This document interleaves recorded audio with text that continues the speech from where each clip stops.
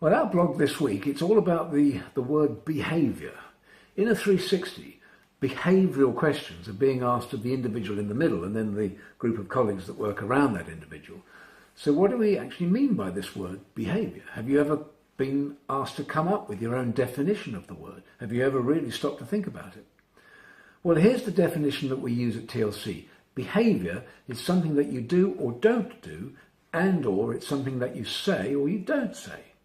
That's it. Now I'll say it again so you know it's important. It's something that you do or don't do, and or it's something that you say or don't say. So when we write a behavioural question to go inside a 360 questionnaire, we make sure that it's written in such a way that it's a son of a bitch, yeah, SOB, specific observable behaviour. In other words, it's something you can see the person doing or not doing, and or you can hear them saying or not saying. So a good example would be a question now inside the 360 questionnaire: catches people doing things right and praises them for that. So if the person you're rating is good at that thing, it means that you've seen them actually noticing when a colleague or a member of their team has done a good piece of work, so that's the doing bit, and then praising them, that's the saying bit. Another example would be listens with the intent to understand rather than to reply. That's one of Stephen Covey's 7 habits, and it's a great question to put inside a 360. So listening with the intent to understand would suggest that if you were watching the listener in action, you'd see them giving eye contact, leaning in, looking curious, all doing type things and all highly observable.